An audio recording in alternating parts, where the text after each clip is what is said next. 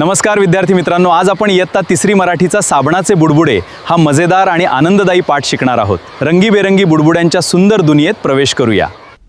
आर्या आणि विवान दोघेही एकमेकांच्या शेजारी राहत होते.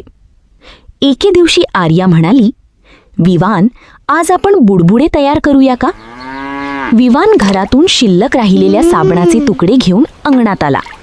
त्याने पाण्याच्या बादलीत साबणाचे तुकडे टाकले. साबणाचे पाणी तयार झाले. सूर्यप्रकाशामुळे पाणी चमकू लागले. विवानने हलकी फुंकर मारून बुडबुडे हवेत उडवले. हवेत रंगीबेरंगी बुडबुडे तरंगू लागले. आर्या आनंदाने उड्या मारत म्हणाली, अरेच्चा, हे तर इंद्रधनुष्याच्या रंगांचे बुडबुडे आहेत. तिने एक बुडबुडा बोटाने हलकीच फोडला. हे पाहून दोघेही खूप हसले. विवान म्हणाला, बघ, हा मोठा बुडबुडा मी तयार केला. आर्याने तो पकडायला हात पुढे केला, पण तो हवेत उडून गेला. ती म्हणाली, अरे वा, हा तर माझ्याशीच खेळतो आहे.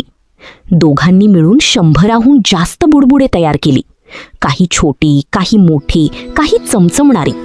कधी बुडबुडा आर्याच्या नाकावर बसायचा, तर कधी विवानच्या केसांवर फुटायचा. दोघेही खूप मजेत हसत होते. शेवटी आर्या म्हणाली, विवान, आजचा खेळ सर्वांत मस्त. विवानही हसून म्हणाला, हो, उद्या पुन्हा नवीन खेळ खेळूया. संपूर्ण रंगीबेरंगी बुडबुड्यांनी भरले होते.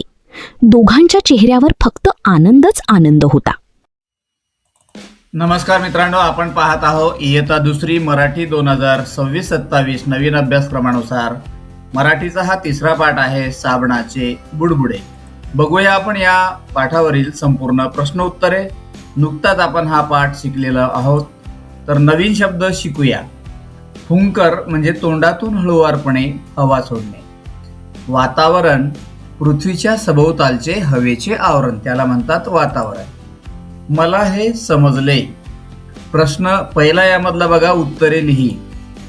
यामधला पहिला प्रश्न आहे, सूर्यप्रकाशामुळे काय चमकू लागले? उत्तर आहे, सूर्यप्रकाशामुळे पाणी चमकू लागले. पुढचा प्रश्न बघूया आपण, बुडबुडा कोणाच्या नाकावर बसला? उत्तर आहे, बुडबुडा आर्याच्या नाकावर बसला. प्रश्न दुसरा, योग्य शब्दाला गोल करा. बघा, या ठिकाणी 3 वाक्य दिलेले आहेत. आर्याने, विवानने साबणाचे पाणी तयार केले. तर पाणी कुठे तयार केले? आर्याने तयार केले. सूर्यप्रकाशामध्ये काच पाणी चमकत होते. तर काय चमकत होते? पाणी चमकत होते. अंगण रंगीबेरंगी बुडबुड्यांनी, फुलांनी भरले होते. तर यामधलं कोणतं उत्तर आहे? बुडबुड्यांनी. पुढचा प्रश्न बघूया, विचार कर व सांग. तुला बुडबुडे करायचे असतील तर तू कसे तयार करशील? नंतर दुसरा प्रश्न आहे, साबणाचे फुगे तयार करण्यासाठी तू कोणते साहित्य घेशील ते सांग. आणि बघा, या प्रश्नाची उत्तरं तुम्हाला तोंडी द्यायची आहेत, वर्गात चर्चा करायची आहे.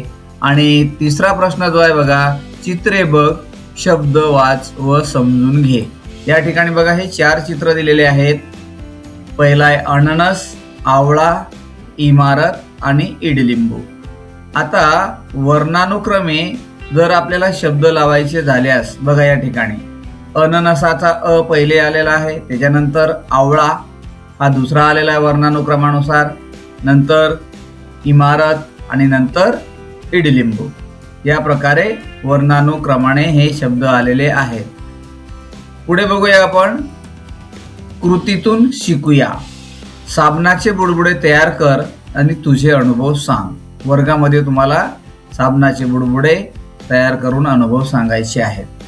खाली दिलेल्या आकार बघून त्यासारखे ओल्या मातीचे आकार तयार कर आणि त्यावर तुझे नाव लिही. बघा, या ठिकाणी काही आकार दिलेले आहेत. खाली हा चौकोन आहे, त्रिकोण आहे, गोल आहे, त्याच्यानंतर हे आयत आहे आणि षटकोन आहे. असे आकार मातीचे तयार करायचे आहेत आणि त्यावर काय करायचं आहे? तुझे नाव लिहायचे आहे. तर नक्की या पाठावरील प्रश्नाची उत्तरं तुम्हाला समजलेली असतील. हे संपूर्ण प्रश्नाची उत्तरं लिहून काढायची आहे मित्रांनो. आपण पुढच्या व्हिडिओमध्ये पुढच्या पाठाचा. तोपर्यंत धन्यवाद.